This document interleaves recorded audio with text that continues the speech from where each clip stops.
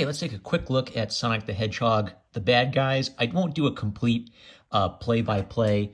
This is a tie-in to Ian Flynn's Sonic the Hedgehog series for IDW. I think Ian Flynn's off Sonic now, so this is kind of like the capstone where he wraps up all his plot lines for his villainous characters and his secondary character, Dr. Starline. So one thing I really like about Ian Flynn's work is when he introduces an OC, he's very careful to avoid the Mary Sue problem, and that's true of his good guy OCs and his bad guy OCs. So Starline is a bad guy who's obsessed with Dr. Eggman. He's been Dr. Eggman's flunky. Eggman's pissed at him and has kicked him out. And so Dr. Starline's initial plan is to take over an Eggman base and try to get in the good graces of Senpai Eggman. Again, to do that, he assembles a group of bad guys, and there's great, inner team dynamic stuffs where they're all bad guys. They all have their own private agendas. None of them can trust each other. They're all plotting to backstab each other. Great classic stuff.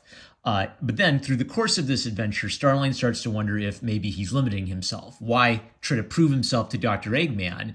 Why not surpass Dr. Eggman? And there's this great back and forth between Zavok, the demon guy, and Starline, where Zavok is sort of a Genghis Khan type. So Starline's trying to play Zavok. Zavok is playing Dr. Starline, and Zavok sees himself as like the conqueror of the world, and basically tells Starline, you're as smart as Eggman. Why are you content to be his flunky? So great stuff. Other thing I like is, in general, Ian Flynn, he writes at the level of a really smart, he writes for really smart 12-year-olds. So the bad guys have a pretty simple plan: take over the base, hack into Eggman systems and take a Eggman fortress for ourselves. But then if you're like a 12-year-old, that's like, hey, that's pretty smart. Like they talk a bit about hacking, and it's actually a pretty realistic representation of hacking.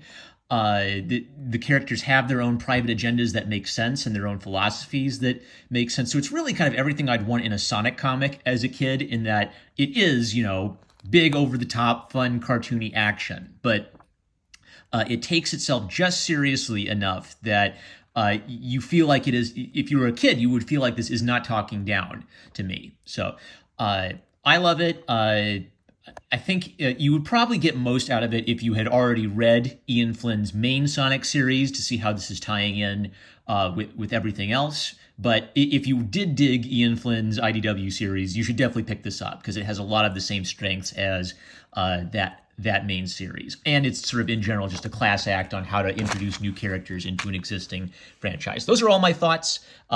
Good recommendation. I'd say, 8 out of 10 for all of Ian Flynn's IDW Sonic series. I'll try to pick up some of the later books after Ian Flynn's run to see if they're as good, but it's definitely a great run of comics. I'm number one Marmaduke fan. Love you guys. Catch you later.